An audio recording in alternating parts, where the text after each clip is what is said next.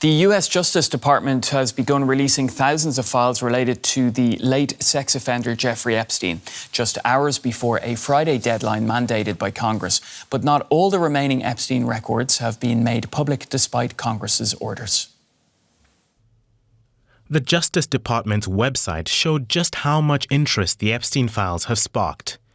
The public can now access a portion of the records.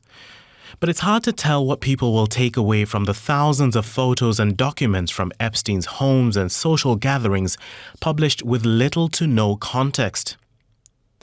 The convicted sex offender Jeffrey Epstein was known for being well connected. And the images feature famous faces like music stars Mick Jagger and Michael Jackson and former US President Bill Clinton. Their appearance in the photos does not indicate wrongdoing, as many of those identified have stated. But one prominent feature of this release is the heavy redaction. There are lots and lots of obscured faces, and entire pages are blacked out without explanation. The US Justice Department published the files just in time for Friday, the deadline set by Congress, but released only a few thousand, despite reporting there were hundreds of thousands more. The Democrats say that's unacceptable. It is disappointing that they haven't been able to release these documents on time in compliance with the law. While it's clear they're trying at the very least to meet the deadline, they should have been able to do more. What we need is a clear timeline of when the rest of the documents will be released, and an explanation for why they did not release all of them today. Despite his well-documented past association with Epstein, President Donald Trump's name is largely absent from this latest release. But this has only intensified calls from critics for the total disclosure of the remaining records. Let's bring in Scott Lucas, Professor of International Politics at University College Dublin in Ireland, and he's joining us from Wicklow. Great to have you on the show. So I want to get your reaction to the way these files have been released, as in it was limited in number and heavily redacted. What concerns me is that this appears to be more of a cover-up by the Trump camp rather than the transparency and the accountability sought not only by the victims of Jeffrey Epstein and other powerful men, but sought by that legislation that was passed last month, setting the deadline of the release for yesterday. And the reason why I say that is I understand why documents must be redacted. Indeed, I've worked with sensitive documents for decades, and to protect witnesses, to protect victims, to protect vital intelligence sources, yes, you have cause for redactions. I understand why not all the documents could come out yesterday, given how many of them are. But as you just heard from Representative Khanna, there was no explanation given for the extent of the documents released, how many remain to be released. There was no explanation for the redactions, which weren't just protecting witnesses and victims, but in one case, 119 pages of a grand jury document surrounding Epstein's case in New York, for which he was finally convicted. That was entirely blacked out, not a single line released. We have not seen the indictment, the 60-page indictment against Epstein in Florida, which was his first criminal case. We have not seen any of the evidence behind that indictment.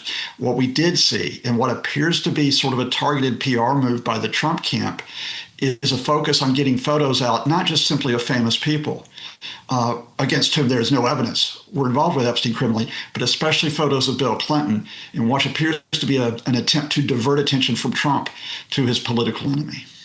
OK, I want to jump in there now because there's been a lot of pressure on the Trump administration from not only Democrats, but also Republicans and, of course, victims to release these files.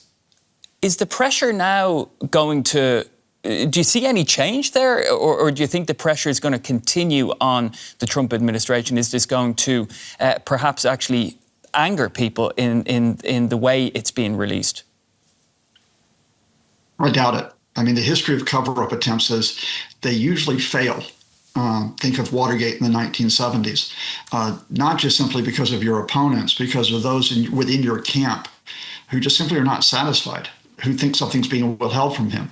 And so we not only had Democrats criticizing the lack of transparency overnight, we had Republicans who have broken with Trump. The Representative Thomas Massie of Kentucky, who has led the attempt to get the declassification of the files, and Representative Marjorie Taylor Greene were among them.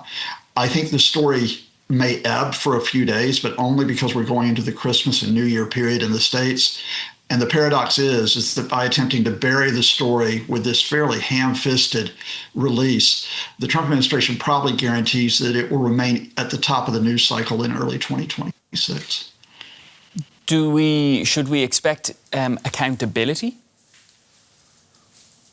Well, certainly not if the Trump camp can escape it. And let's be honest here. The whole story of what has happened this year has been the attempt not only by Donald Trump to escape any accountability, and we must hasten to add he has not been linked to any criminal activity so far, but the accountability for those men who have been linked to Epstein criminally, according to those who have seen some of the documents. The question of whether we get accountability is really a question of the U.S. system.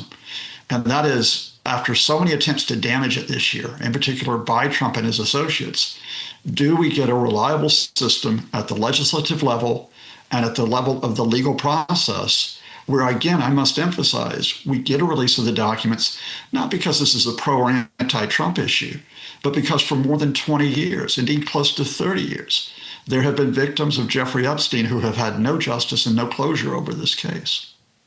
Now, there's still a massive amount of material yet to come.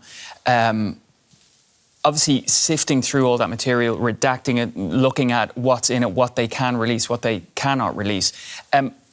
What should we expect in the next stages of this release? I think the battle goes on, which is the ongoing attempt by the Trump camp to stall and to divert, with the attempt by those who want to see the files out to keep pressing this politically by keeping the story live and possibly even using the legal process. I mean, one reminder here, and that is that the Trump administration is in violation of the law. I mean, because the legislation that was adopted by Congress last month is quite clear that all the materials must be released, not just a fraction, not some, but all of them. Quite clearly, all of the documents were not released by the deadline yesterday, and the Trump administration gave no formal explanation as to why they had not complied. So yes, I think the Trump folks are politically and legally vulnerable, and that will continue. The question here is, and you talked about it earlier, how many Trump supporters will finally say enough is enough and peel away from him? I just want to, one brief question before we go. You said that, so they're in violation of the law there. What consequences then could there be if, in fact, they are, as you're saying, in violation of the law? Legally, they could be in contempt of Congress. This is congressionally mandated. So, for example, you could see a case being brought against Attorney General Pam Bondi. There have been calls for the impeachment of Trump officials, including Bondi. I don't think we see either of those scenarios for the next few weeks because I think, there's a lot more to play out here in terms of how far the Trump administration might stall. But I will point to you to one thing that I think highlighted how nasty this could get politically. As they attempted to cover up the documents and divert attention to Bill Clinton, the Trump administration's Justice Department spokesman went on social media last night and said, oh, look, here's a photo of Bill Clinton next to a victim. Now, I must hasten to add, the photo of Bill Clinton did not show him next to a victim. There's no evidence to suggest that. There's no context to suggest that.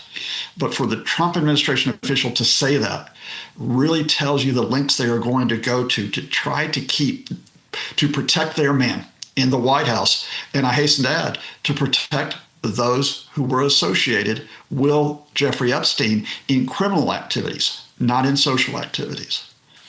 All right, Scott, we're going to have to leave it there, but thanks for your analysis this morning. That's Professor Scott Lucas from University College Dublin in Ireland. Thank you. Thank you.